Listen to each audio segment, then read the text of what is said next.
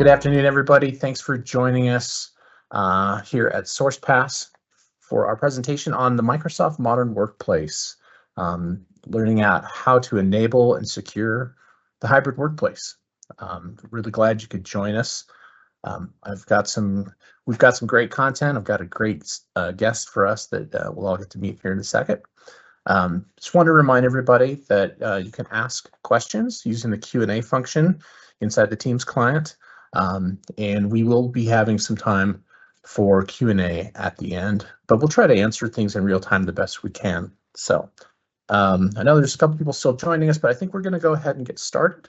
So thanks again for joining us. And let me just go over a little bit of our agenda today. First off, we'll give a little bit of introduction to our guest speaker. We'll talk a little bit about Sourcepass just so you understand who we are and what we do and how we can help you along your journey.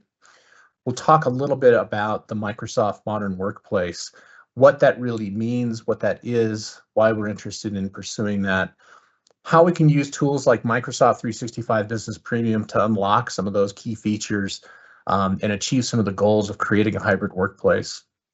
We'll talk through some of those key components and kind of some of the individual features that they deliver for us.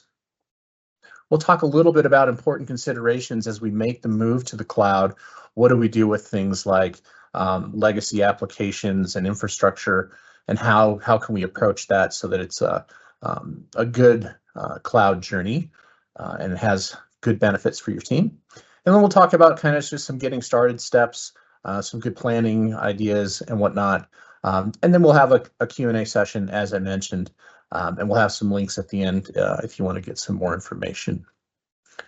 So hopefully that rounds out our agenda pretty well. I'm very pleased to introduce Robbie Sweeble. He's our Director of Engineering here at Sourcepass and one of our resident Microsoft experts. Thanks for joining us, Robbie. Why don't you tell us a little bit about yourself, where you're focused on, and some of the fun stuff that you do for Sourcepass? Sure. Thank you for that introduction, Dan. Really appreciate it. So yeah, like Dan said, I'm Robbie Sweeble. I'm the Director of Engineering for Professional Services over at Sourcepass. I am focused on our project execution and delivery methods. So how do we go about executing all the projects that we deliver? How do we make sure that we are getting clients from A to B as best as possible, and while introducing them to the new technology that they purchase? That's really where I spend a lot of my focus time. As you can see right here, a bunch of my certs are listed, a lot of Azure and 365 stuff. I am a fiend for certifications from Microsoft. So whatever things come out, I just want to jump on it and get into it. As I listed, I am a big Yankees fan. I actually live right here in New York City, right in Manhattan. So I am definitely the resident Yankees fan. I also really enjoy Chelsea FC.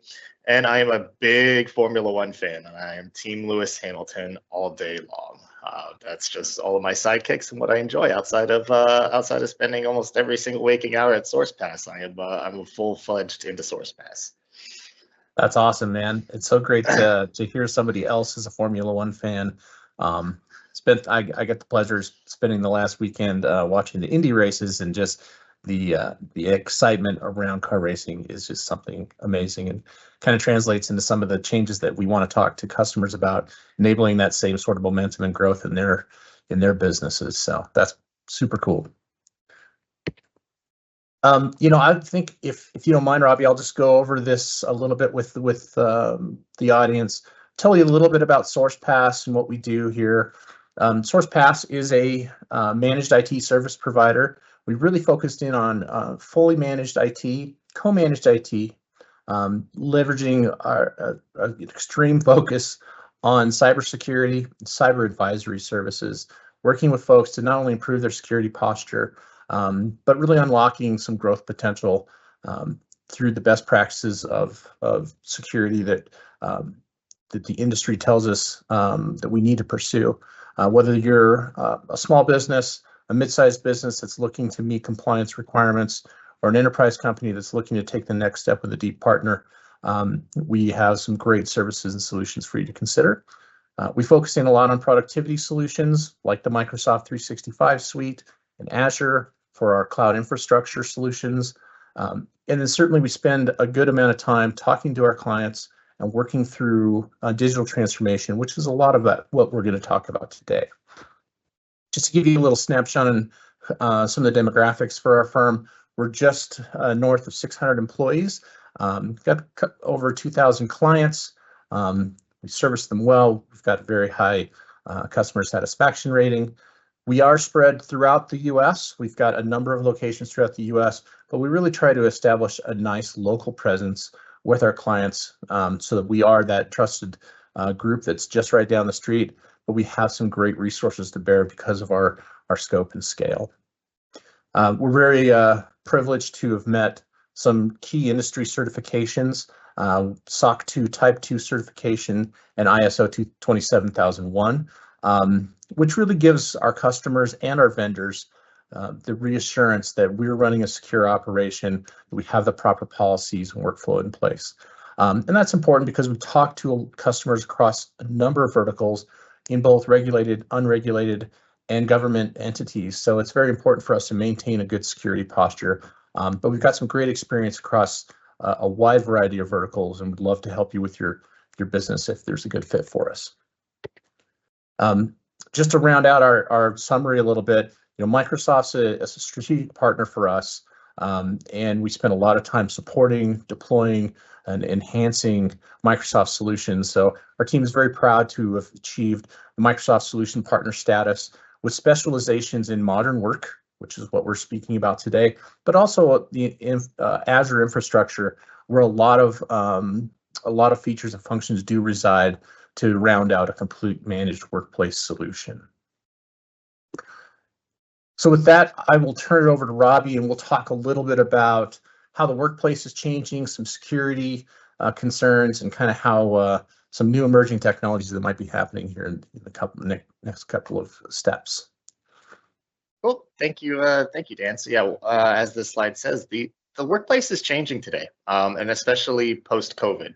We are noticing a lot more hybrid working going on. A lot of the younger generation is really trying to stick and find more jobs that are work from home. And with that being said, as you can see right here, about 43% of remote workers do not feel included in meetings. And so what we are going to be talking about is how do we beef that up? How do we get more people more energized? How do we get them to participate in more meetings? It's difficult to be remote. We're all kind of getting used to this new world that we're embarking on right now. But luckily, Microsoft has made it a lot easier to embark on this journey together with them. The tools that they offer and the tools that they have released can really help make people feel more inclusive, make people feel like they're part of the team. And we can go ahead and go over some of that later on, but it's pretty cool, some of the tools that are available for us to make sure that everybody is welcomed. 54% of leaders feel productivity has been negatively impacted. So there's kind of a balance between the senior leadership and the workforce, the individual contributors, on how do we maintain productivity. Luckily, with everything that Microsoft is putting forward in the modern workplace, I don't think that that's a fear that people have to worry about. The increase in productivity across the tool set has been documented and well achieved. A lot of people can do even more now. But even on doing more, we have to make sure that we're doing it safely. So that's why when we talk about 64% of small and medium-sized businesses allow personal data access, we got to think about how people are accessing that data and how do we secure that data. The single most important thing for a company is their data, and how do they secure it? How do they make sure it's not going anywhere that they weren't sure of where that location was? So, how do we prevent people from copying our data? How do we make sure that only our employees are accessing this data? How do we make sure if we share the data that we're only sharing it with the person that we want? So the collaboration among it is also something that we want to secure. One of the really fun things with the modern workplace is that collaboration feature. So not only internally, but externally as well. So For example, when I'm doing my project work, I can start sharing my Excel spreadsheets with the client and make sure that, hey, everything's lining up. We can collaborate on this in real time. And because of the security controls that we enacted, I know that just that client and me have access to that very important document that is designing how their business is going to run. So we can go in a little bit further later on about how do we secure it as well, because that's going to be the biggest aspect, is making sure that your data and your company is secure. Just like I said, security is on the top mind of every business, and it really, really should be. This is a new world that we're embarking on, and a lot of people really want to get into it, but we need to make sure that we are actually setting up our clients for success and for security. So we will make sure that we are modernizing your workplace, but at the same time, we're going to make sure that your data is secure. It's not going to get leaked out. No bad actors are going to get in. And like this slide says, ransomware attacks were up 300% in the past year. And specifically, 50% of those are targeted at small businesses. So when we make sure that we put your data in SharePoint, we're going to protect that SharePoint site. Make sure that the settings are up to what you want. Hey, is this a public folder? No, this is an internal folder. All right, let's make sure we set up the sensitivity labels. Make sure that we label this document as a sensitive internal document. Make sure that we set up the share settings that you don't want to share this document. And it's that type of security that we like to enact and discuss with all of our clients when we're building out these solutions, is how do you work with the data that you have? Who needs to have access to it? How do we control that? Hey, if you want to open this up, let's make this site for it. So it's a lot of customized solutions with the modern workplace to fit businesses and how they operate, because everybody uses their data different, and we want to make sure that we sell you the right solution and set you up for success in the future as well, because Microsoft will be releasing all new tools all the time that can take advantage of this modern workplace. And we want to make sure that we are laying the groundwork now and setting that up in the future. Like this slide says, nearly 1 in 4 small businesses state that they had a security breach last year. That's pretty big. Yeah, we got 40 attendees in this room. That's 10 businesses potentially just in this room alone that had a security breach. So we want to make sure that we are protecting against that as well. Not only just the share aspect that I was talking about, but the straight access into your data. Laying that security foundation right at the beginning is going to set you up for success later on. It's a little bit more difficult once you're already there to enact the security. So we want to make sure that when we're moving you to this modern workplace, that we're laying that foundation that's going to set the businesses up for success as well. What I was talking about before, prepping you for the future. AI-powered tools represent an enormous opportunity. I think everybody's heard about AI, ChatGPT, Copilot, you name it, everybody's got their hand in AI. And it is really cool, and it is really fun to use. 64% of people, though, have struggled to find time and energy to get their work done. Guess what? That's what we got Copilot for. It's really a helpful tool to get your productivity, get things that you missed, but you really got to understand it. 3 times the amount of time which spent in Microsoft Teams meetings and calls has increased. With Copilot, it's really going to help you out, catch up with all those meetings that you're now attending.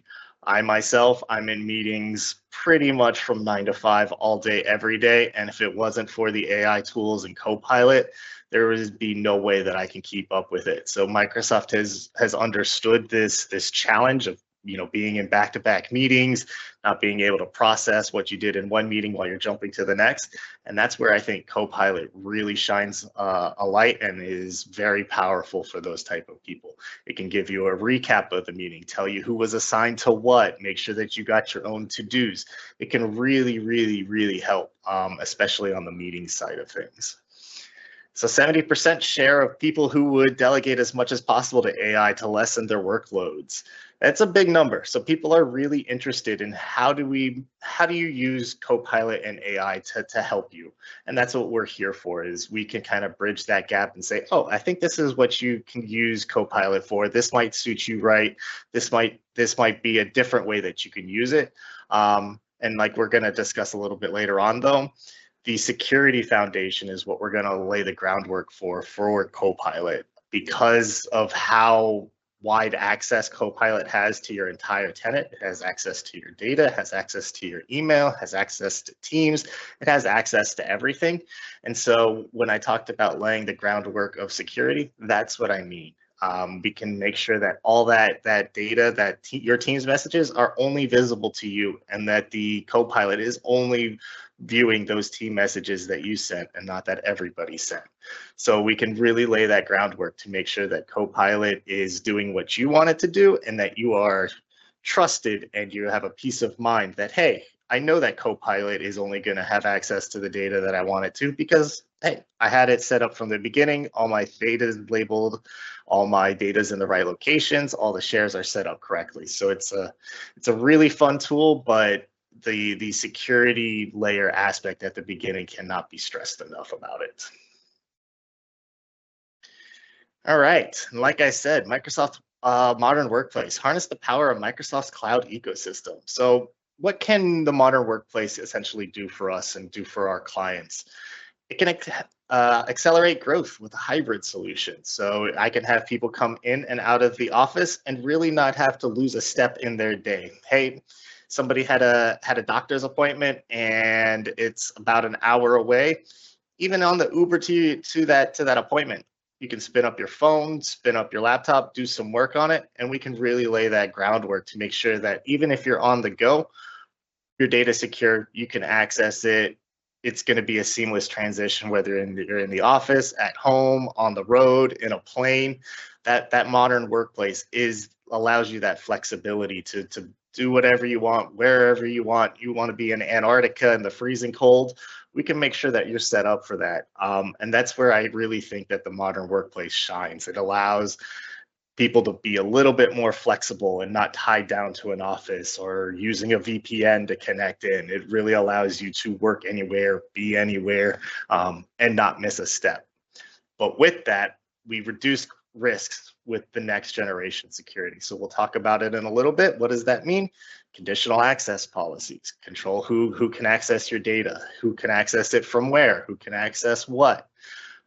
Sensitivity labels on documents, make sure that, hey, if this is a company IP document, it's not going to go anywhere, can't leave the site, can't be shared, can't be edited, and to make sure that you actually are safe and comfortable with your own data.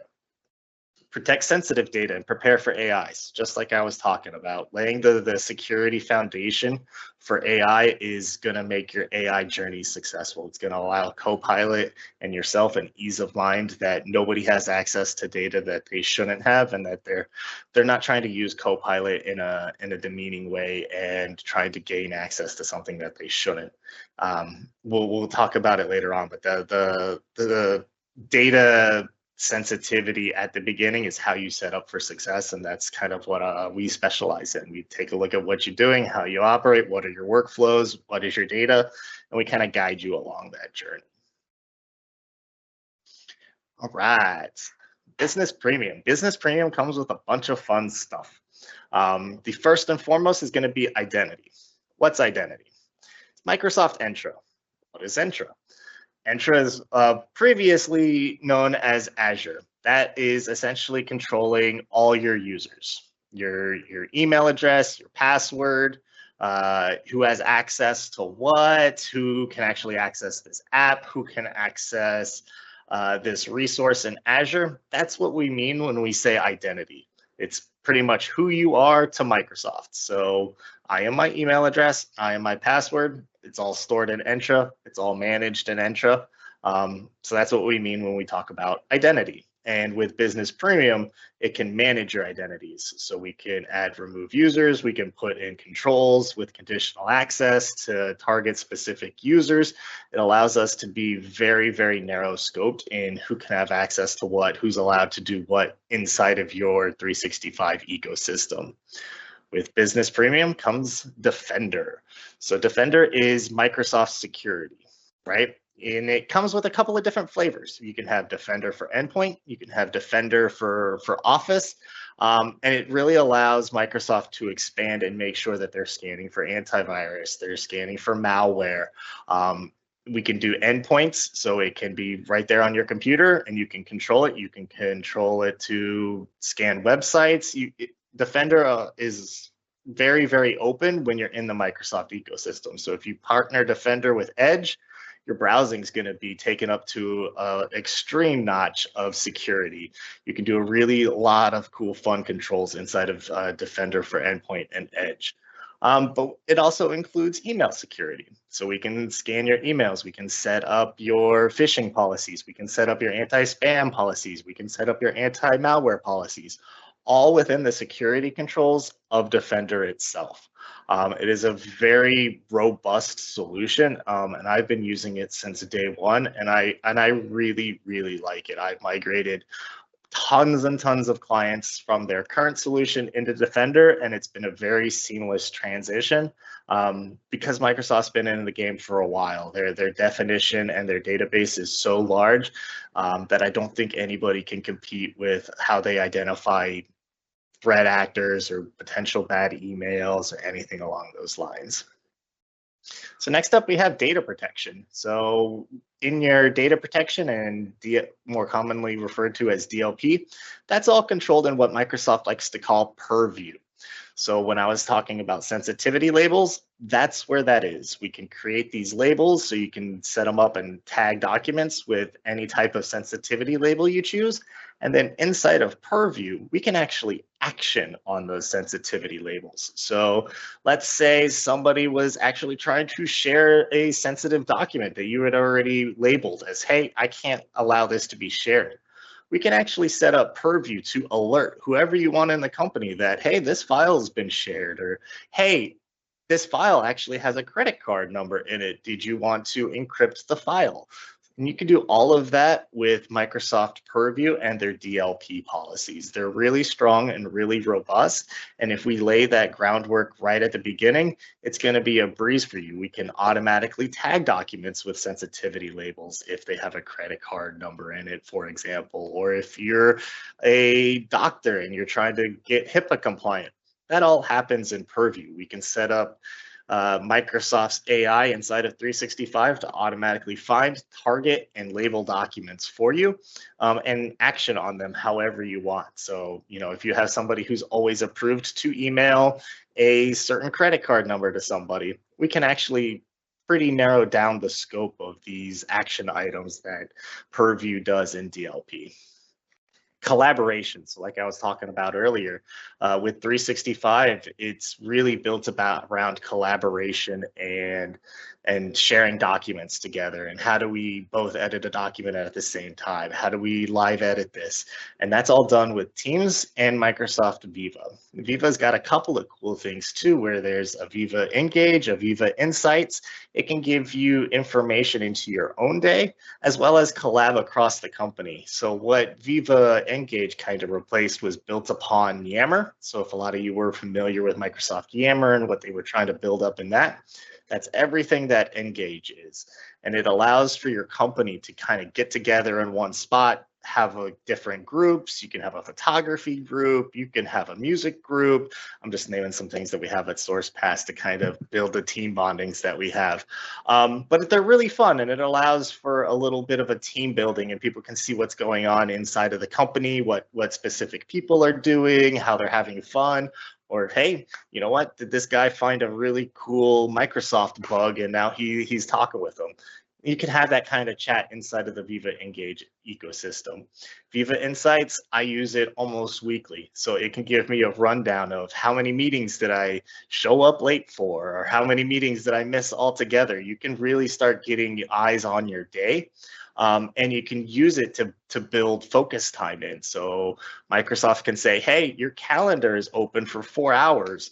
Do you want me to put some focus time in here so allow you to do your thing and not have any meetings scheduled? And it can build in automatic focus time into your schedule and set your teams to do not disturb, and you can just go at it. I probably couldn't do my job without focus time in my calendar. It is a huge lifesaver, and I can't preach focus time enough. But back to Teams, I mean, we're doing this on Teams right now. It is the #1 collaboration tool inside of Sourcepass itself. We are Teams all day, every day. I have a vertical monitor just set up for Teams because I have so many Teams messages. And it just allows for that real quick communication to go back and forth. And allows for quick calls. They've even introduced a fun avatar system that me and my team like to play with on our one-on-ones, just to kind of get it a little bit lively. For example, we played cornhole in the virtual space one time. We were roasting marshmallows with our avatars. It kind of lightens up the mood a little bit, and it's just a little bit of fun games while you're trying to talk to your employees or talk to your clients. The next up is endpoint management. So endpoint management is all done through Intune. Intune is the centralized hub to where we can control everything. We can control endpoints, we can set up MAM, we can set up MDM, and that's all done through Intune. So any device that you interact with as an end user, whether it be your desktop, your laptop, your cell phone, your iPad, how that gets managed is all done through Intune. And it's a very powerful tool. You can really configure Intune to just deploy apps to endpoints. You can even select apps for different users for different groups. You can have it set up policies, block USB. It is a very powerful tool. A lot of people might have known like the equivalent as group policy back in the old days. This is kind of group policy on steroids. It allows for complete control of the device that you're using and allow customization. You pair Intune with Autopilot, you can get a computer deployed in under 10, 15 minutes when you really use those both together. So you're no longer having to worry about connecting to somebody and having them install your apps, waiting for all the updates to push. Autopilot and Intune can make deploying new computers a real simple breeze for everybody when it's configured. And then the biggest and fun new one, so Office 365 plus Copilot. It's like I was saying earlier, how Copilot can search everything that you have and help your days go. You can also use Copilot in Word documents, in Excel documents, in PowerPoint documents. One cool function I have used in Excel is it can take all the formulas that I have and see if maybe I did my math wrong on any of the formulas, or maybe do a better way to do it. Using Copilot with the applications that come in the 365 Business Premium license really enhances all the applications that come with it.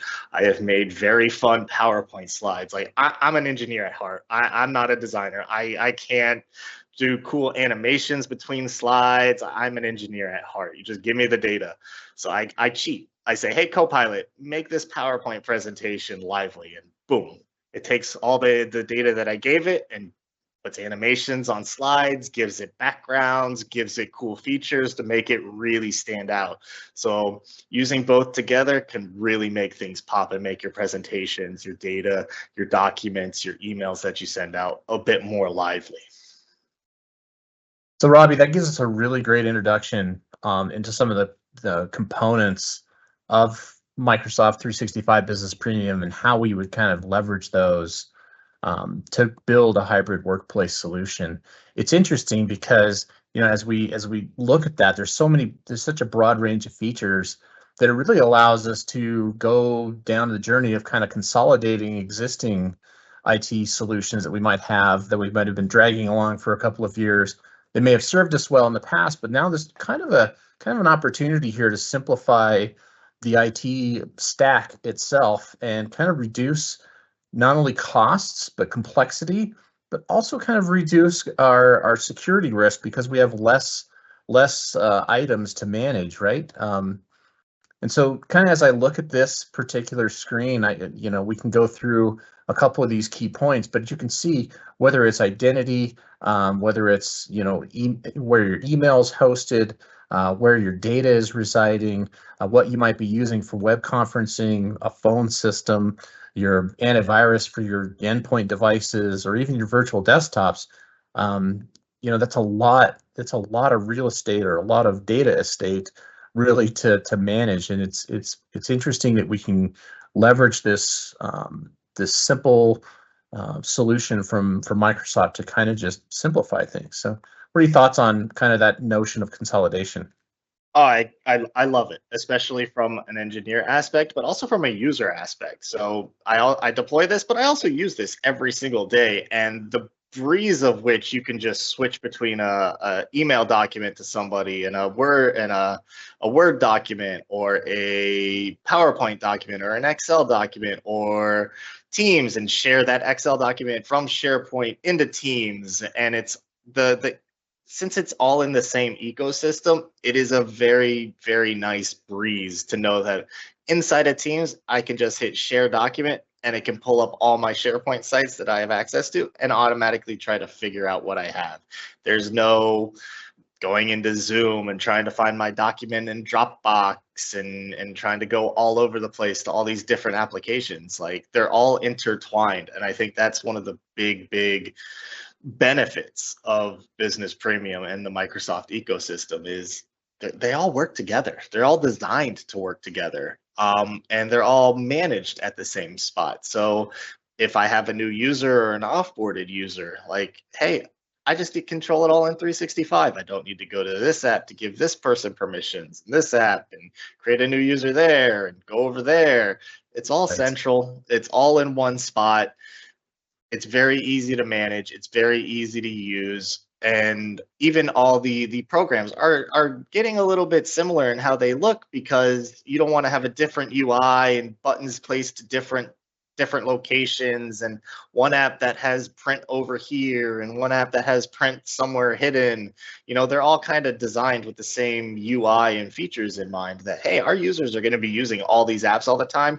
We don't want to make them learn something new every single time that they have to switch an app or where something is. Like, they're all intertwined, and they're all engineered very, very well in that aspect. Yeah, that's a great call out. I hadn't really thought about, kind of the user adoption, education, and even the impact to things like technical support. Having a more simplified end user experience not only kind of speeds up the adoption of these solutions, but also kind of reduces the complexity and the support burden. So there's less things that can go wrong. So, hey, I'm going to jump us ahead. We're going to do a quick overview of a couple of the key components that Robbie talked about. We're going to kind of do this in a rapid fire fashion because we got kind of a few slides to get through, just to make sure that we stay on track. But as we go through each component, I'm interested to kind of understand, there's a couple of little definitions and maybe some key features that we want to call out. But we'll kind of call this our rapid fire session on the features. So you go ahead and kick it off with kind of, some of the best benefits as we move towards cloud-based identity with Microsoft Entra. So what's cool about managing identities and how users access data is you can protect it. So MFA is the number 1 tool to prevent anybody from getting into any of your data. Like this says, MFA simply even protects or stops up to 99.9% of all attacks that's out there. And it's a very simple, very easy solution to deploy, get users to buy in on how to use it. And it really stops a lot of stuff that's out there. And how do you enforce MFA? With conditional access. So when does MFA take into effect? When does MFA not take into effect? So maybe you want to secure this group with a special form of MFA and this group with like a security key. You can do that all with conditional access. And I think one of the coolest features about identity is single sign-on. So I can use my Microsoft 365 login across any of my SaaS providers that allow single sign-on. So same account, hey, I'm going to log into this website, use my Microsoft credentials. Hey, I'm going to log into this website, use my Microsoft credentials. And it's all tied into one spot. And it makes just you don't have to remember different passwords. You don't have to worry about this site maybe doesn't have MFA on it. Well, guess what? Your Microsoft account has MFA on it, and you're using single sign-on. So even signing into that website, you're protected because you're using your Microsoft identity. And I think that's one of the coolest and biggest features of it. That's awesome. Speaking of security, you had mentioned Microsoft Defender for 365 earlier, kind of defending against, some of those identity threats, but also things that happen inside of email and Teams, whether that's viruses, malware, business email compromise, unsafe attachments, all of that, and kind of protecting not only email, but Teams and SharePoint and OneDrive. Yeah, it's an interesting good feature set that delivers. And I like that it actually scans all the links too. Doesn't matter where the link is. Defender's going to scan that link and let you know if it's actually safe for you to click on, even before you go to it. So a lot of times if you copy a link and you see safelinks.outlook, that's Defender saying, I got to scan this before you go to it. So you know that you're even protected from anybody sending you any random link. It's very safe. Agreed. And it kind of, as we look at the endpoints too, we've got Microsoft Defender for Business, which is really their EDR or antivirus, anti-malware solution, protecting Windows, Mac OS, iOS, and Android devices. But it's interesting because it allows us, again, going back to the consolidation slide a little bit, allows us to kind of reduce some complexity. We're able to correlate what's happening with the endpoint, what's happening with the cloud, what's happening with identity, and kind of protect against threats rather than having disparate, standalone antivirus and standalone identity and standalone, device management, device security. Yeah, and I think, its ability, since it is a Microsoft product, it can scan and work with the Microsoft stack that you're using. So the Word that's included in your license or the Excel that's included with your license, it integrates with that, and it can scan you on an individual document level as well, which I think is a big key for Defender.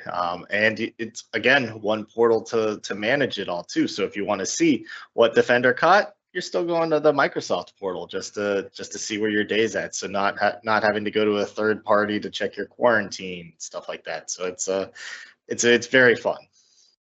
That's a good point, kind of calling out the consolidation not only of the products, but also the admin interface and the ability to go to one single point to get all, reporting data.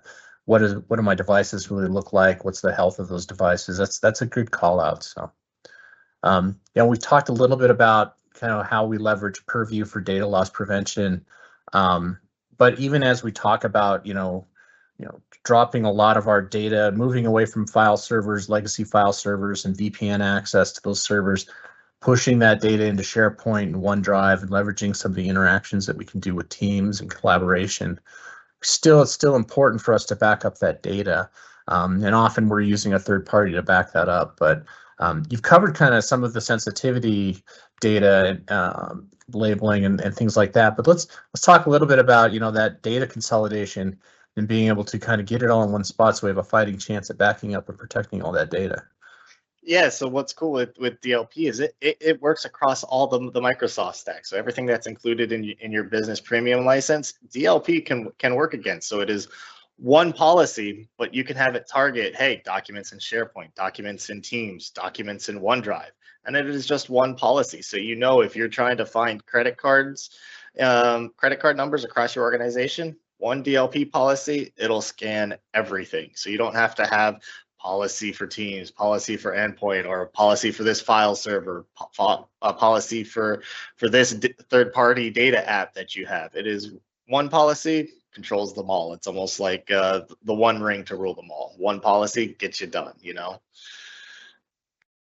I love that. And I think certainly as we look at Copilot and other AI apps, we do need to make sure that, we know where our data resides, who has access to that data, and is it being properly backed up and whatnot. So I think that hits a lot of great points. And as we get into endpoint management, you kind of mentioned Intune and Windows Autopilot, but there's also more that it does, right? It does mobile device management, mobile application management. Maybe tell us a little bit about those two aspects. Those seem to be pretty common requests that we get. hey, I've got a bunch of tablets that are company owned, or I've got a bunch of employees that have iPhones and Android phones, and how do I secure all this and make sure that they have the right access, but not get too heavy handed with it? Like, tell us a little bit about how we approach that. Yeah, so MAM, or mobile application management, is one of the coolest features, I think, just from a super geeky aspect. Is, hey, I can allow my end users to bring their own cell phone. I don't have to go out and purchase an individual cell phone for every user at my company.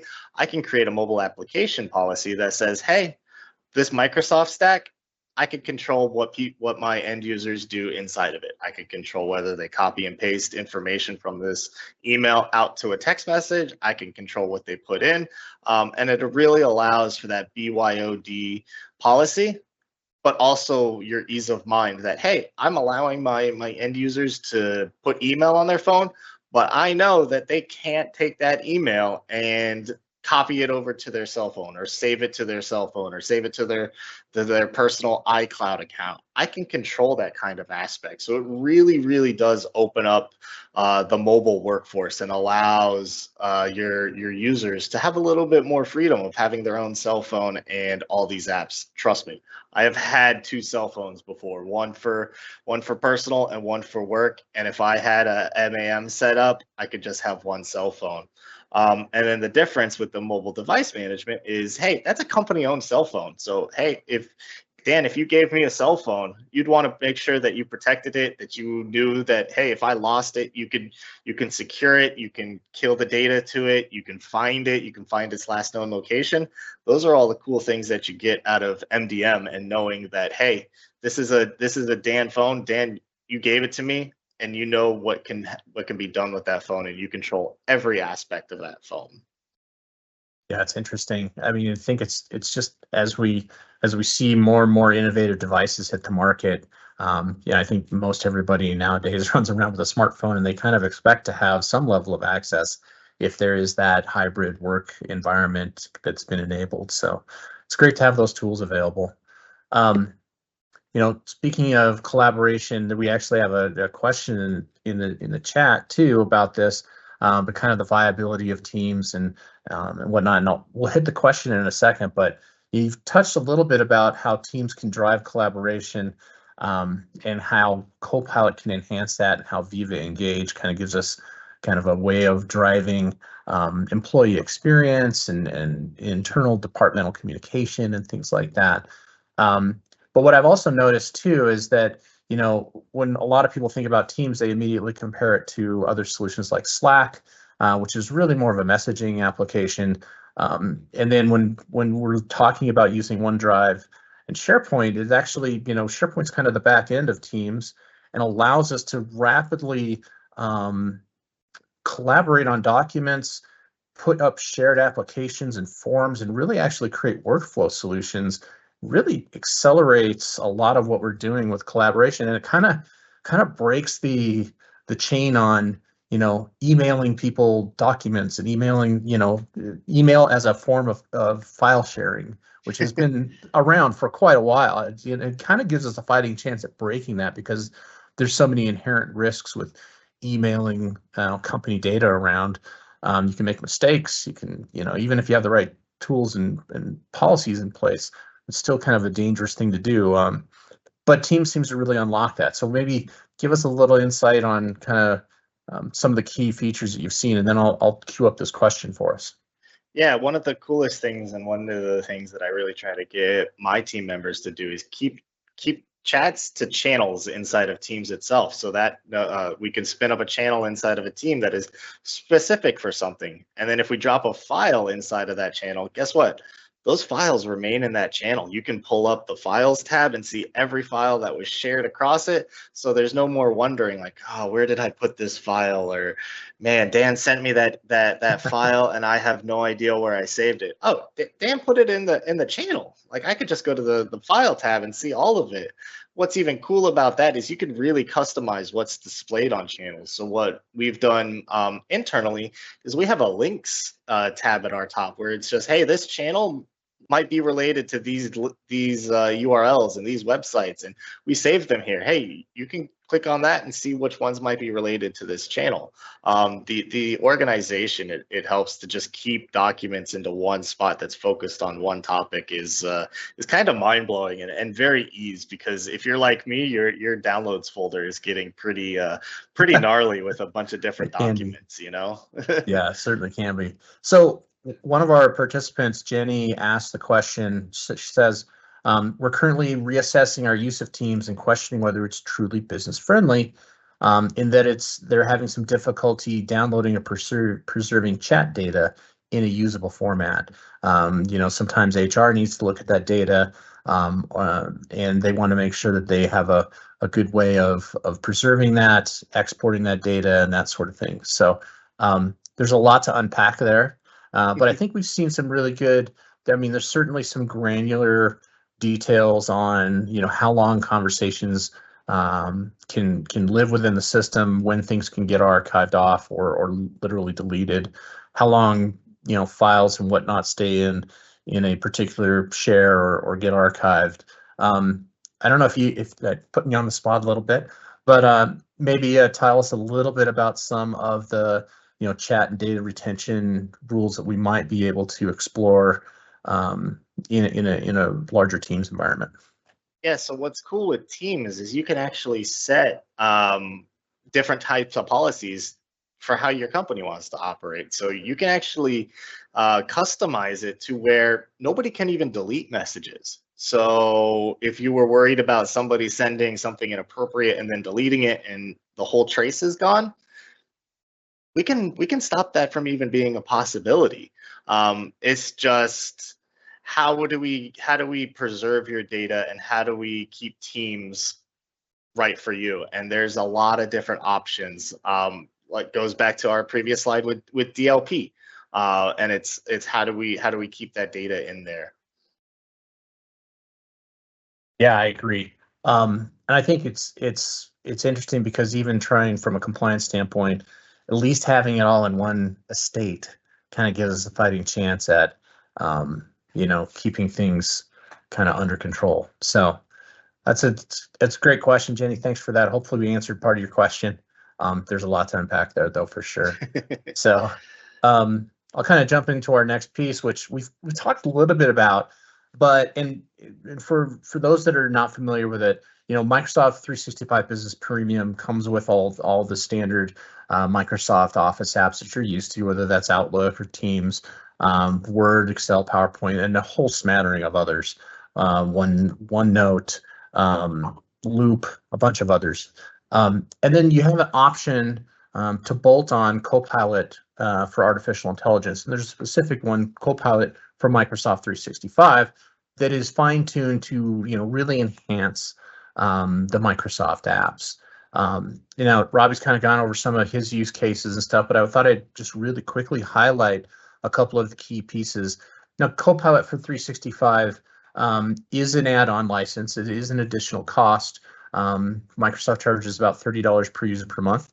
Currently, you get to buy the entire year in advance. So it's about $360 per person per year paid up front. But, Sourcepass has been an early adopter of Copilot, and we've seen some huge productivity gains, some really great innovative ways to use the product. So I thought I'd just highlight a couple of them. Don't want to go too far down the Copilot rabbit hole. We do have a recording of a couple of Copilot webinars. If you'd like to visit our events page, you can see them there, where we do go into a little greater depth on the capabilities. But just from a quick overview standpoint, some of the key features that I use Copilot for is in Outlook, summarizing complex email threads that I might have just joined, and I've got to figure out what is everybody talking about, or what's the status, are there any action items here? It definitely helps with that. Certainly helps with as you're creating messages to help review, especially I end up spending time either sending very simple messages that I don't need help with, or very complex messages where I'm trying to influence a decision. And so it'll help me review my intent, the tone, the readability of my message, and just really helps me with impact. On Teams, the meeting summaries and the meeting insights are probably the best features of Copilot, and they're simply amazing and powerful. You can even, even if you show up late to a meeting on Teams, you can type into Copilot, hey, what did I miss? And it'll literally give you a quick recap. It's just amazing. And there's a new feature too that allows you to, if you do have a meeting conflict, you can't attend a meeting, but you really want to make sure you keep up with that you get a recording of it, that you get a transcript of it, and understanding the sort of action items come out of that meeting. There is now a meeting follow function, so you can follow a particular meeting and stay in touch with that. Very cool stuff. Copilot's certainly integrated very deeply within Microsoft Edge from a web browser standpoint, and it really allows you to have a ChatGPT type of experience where you can ask it open questions with natural language, and it's pulling in all of the resources, whether that's files, emails, Teams messages, meeting recaps, anything within your data estate, but keeps it private and keeps it protected. It's not exposing that data to the outside world, and you can kind of switch between a public view and your private view, which is very nice. And you can actually do a lot of that without the full license of Copilot for 365. You can use Copilot within Edge just naturally. So just rounding out some of those Copilot features, certainly in Word, the same sort of thing that I was able to do with Copilot for Outlook, summarizing complex documents, quickly drafting content. So I might have a bullet list, but I just might be suffering from a little bit of writer's block, and just punching through that and being able to get out some initial content. Maybe it spits out something that isn't perfect, but then I start tweaking it, start editing it, and suddenly I'm in the flow and I'm being productive. And so that's very nice. Some of the things that it'll do inside of Excel as far as analyzing data, giving you insights, helping you build graph, but also doing some predictions and some forecasting. It's very, very powerful. It's very interesting. And anybody that's a data nerd or a finance nerd, you're going to really like it. There's some really cool stuff that you can do.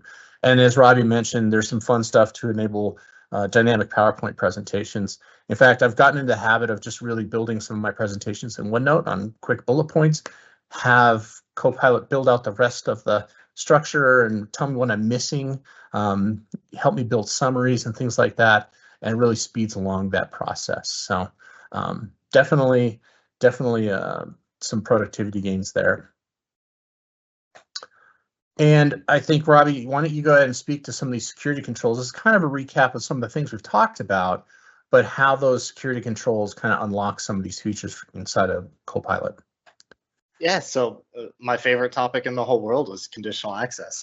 Pairing that with Copilot, you could really narrow down who has access to what, who can access stuff when and where. Maybe they're in a adversary country. You can lock down that country. So it's got even geolocations built into conditional access now, which is I think a huge step up.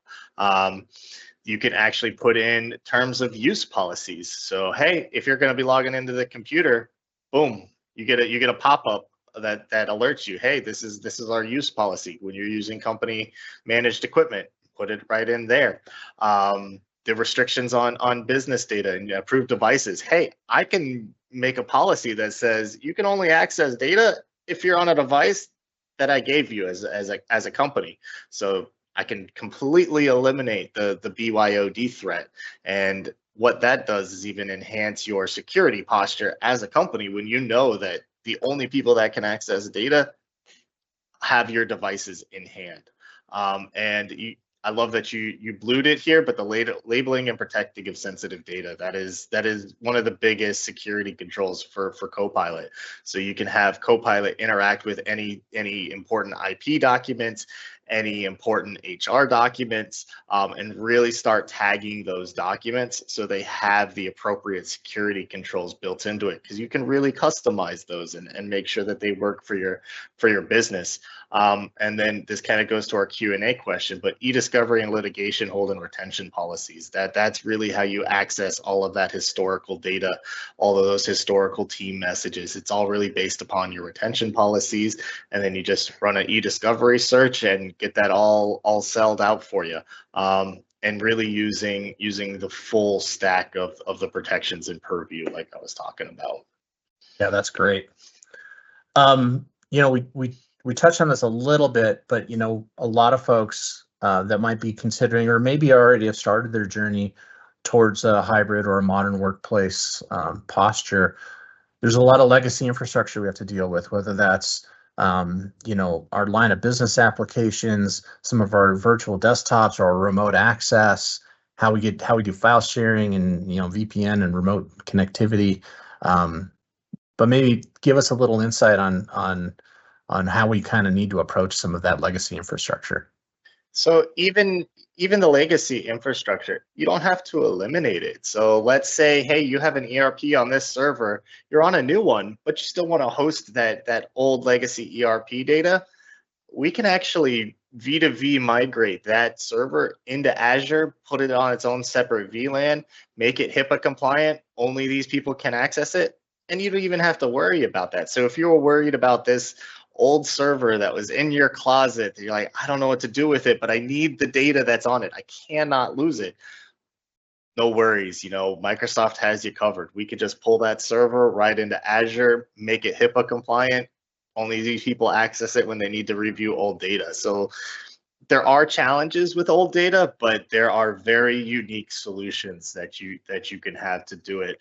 I did a huge migration for a company that was big into M&A, and they wanted to keep all the legacy servers from all their acquisitions around just for historical purposes. We created their own VNets, we pulled the servers into it, and really allowed the company to not worry about those old servers or the data that's on them. They know it's in Azure, they get the extended life, tons of benefits. So you really have to get creative when you're looking at older hardware and really try to get all the pieces together to make sure that your legacy stuff that isn't SaaS can actually work for you in the modern workplace. And there's tons of different solutions for that. So you could do AVDs, you could do individual W365 sessions. And what I like about those is just the elimination of VPNs. I think everybody's heard VPNs till the end of time. And with Azure and stuff, you don't really have to worry about that. They do have their own VPNs and we can set it up for you based upon your use case. But you could just open up the Microsoft Remote Desktop app, connect to your remote desktop and be done with it. You don't need a VPN. You know why? Because you're using your identity to log into the AVD. So you kind of see how it's all tying together, where like we can build and build and build and stack upon stack upon stack to come up with the right solution for everybody. And that's really only available through Microsoft and Business Premium. That's amazing. So kind of rounding out, I mean, we've covered a lot of ground here, but it sounds like really just to get started, there's a couple of key things that we need to do. We need to kind of look at our licensing. We might not be on Microsoft Business Premium yet. So for those that might be on other licenses, might be an opportunity to move up to Business Premium. There's also some cases where one of the enterprise licenses might be a better choice, but Business Premium seems to pack a lot of the value. Certainly we want to have a rollout plan for feature adoption and make sure that we've got the right third-party apps that we're supporting, so we have a well-rounded out employee experience and productivity experience. But I want to jump back and talk a little bit about, we need to make sure that we update devices. We only have a quick minute left, but I remember we were talking a little bit about Windows 10 and Windows 11 and kind of their age and viability. Why don't you give us a little insight there? Man, when you told me the other day that Windows 11 is already 3 years old, I almost fell out of my chair. I can't believe it's already been that. And guess what? Microsoft Windows 10 is coming end of life very, very soon. And so we need to start preparing to make sure everything's on Windows 11, make sure that everything's up to date, because we need to start planning for what are we going to do with those Windows 10 computers? How do we get them into Windows 11? How do we make sure that everything's up to date? And again, that ties back into Intune and endpoint management. So like we could take care of all that for you. So it really all ties together. And I think that's what Microsoft was trying to come up with, is how do we make sure that everything fits uniquely into this puzzle box, and make sure that it's easy to admin and administer, and make sure that everything works for not only your IT team, but your end users across the suite. So we really need to start planning though for the Windows 10 end of life. Yeah, that's it's a very important point. I mean, we need to make sure that we've got the right ingredients so that we can have the right outcome, right? So, um, well, I just wanted to round things out a little bit. I really appreciate everybody joining us. We just have one last Q&A question, but if you have other questions, feel free to lob them into the Q&A, and we're happy to kind of linger here for a little bit. And if we don't get back to you on an answer, we'll reach out afterwards if you just let us know. But if you want more information on the Microsoft Modern Workplace and kind of how Sourcepass approaches that, how we can help you explore that cloud journey, feel free to either take down this very long URL or you can scan this QR code. If you want to learn more about Robbie and his achievements, please link to him on LinkedIn. You can grab that QR code as well. I forgot to mention, my name is Daniel Johnson. I'm the SVP of the Western US for Sourcepass, and I've been your host this afternoon. Really appreciate everybody joining us. We did have one last Q&A question, Robbie, and I think it's probably the most important. And it's what app did you use to play cornhole with your team inside of Teams? What app did I use? I used Teams to play it. It's There you all go. built into Teams. You just got to make yourself an avatar, join a meeting as your avatar, and you can spin up the virtual space. It's pretty fun and exciting. So if you haven't built yourself an avatar in Teams yet, go ahead and create yourself an avatar and see what kind of life you've spun up to your meetings. I can't count the amount of times I've showed up to a meeting just as an avatar and people have lost it. They're like, oh my God, I didn't even know that that's a thing. That is so fun. So, just fun and exciting ways to kind of spruce up all your meetings. Yeah, we definitely need to make sure that the hybrid workplace, this Microsoft Modern Workplace, still is an enjoyable workplace, that we're still driving culture and making the best employee experience we can. With that, we're right at time, and I want to thank everybody for joining us for this recap of the Microsoft Modern Workplace. We'd love to be able to have advise you, guide you on your journey to the modern cloud. Feel free to reach out to us. Visit our website at sourcepass.com. And we have these webinars happen about every 2 weeks. So please visit sourcepass.com/events for more information. But thank you very much for participating. Thank you for the wonderful Q&A, and have a wonderful rest of your day and a wonderful week. Thanks, everybody.